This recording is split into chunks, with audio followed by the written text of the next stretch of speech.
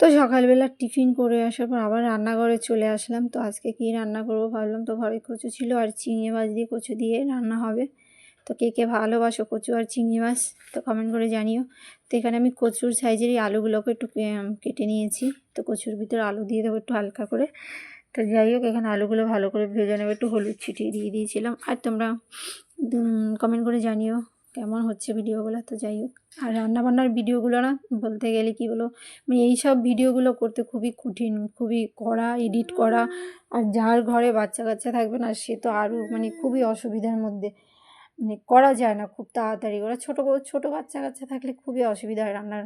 আর সব বাচ্চা তো আর সমান হয় না, কেউ শান্ত হয়, কেউ একটু দুষ্ট হয়, রুক্মিণী হয়। তার এখানে আমার রান্নাবান্নাও হয়ে গেছিলো, সব পরিষ্কার করে নিয়েছি। এবার স্নান করতে যাব, বাসন হাঁড়িগুলো ধুয়ে নেব আমি। তো ধুয়ে তারপর এবার বাসনগুলো ধোবো।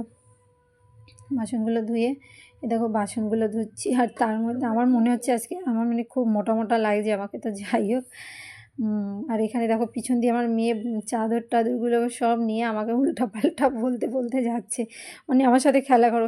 আমি বললাম রান্না করবো, স্নান করবো। আর এখন শীতের টাইম, তো দেখবে টাইমটা না কখন চলে যায় বোঝাই যায় না, কাজ করতে করতেই চলে যায়। ঘুম থেকে উঠেই তো কাজ শুরু করে দিই, কাজ করতে করতে দেখে টাইম শেষ।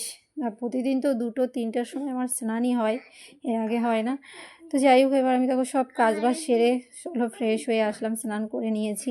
আর নিচে দেখো ফ্যানটা যে দেখতে পাচ্ছ, এই ফ্যানটা আমার বর আমার জন্য নিয়ে আসছিলো।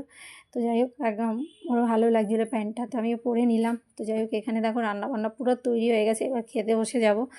ছেলে মেয়েকে খাইয়ে দিয়েছি, এবার আমি খেতে বসে যাব। আর এখানে খাওয়া দাওয়ার পর একটু ভাবলাম একটু পেয়ারা একটু আপেল কেটে, ছেলে আছে আজকে আমার বড় ভারী আছে, তো সবাই একটু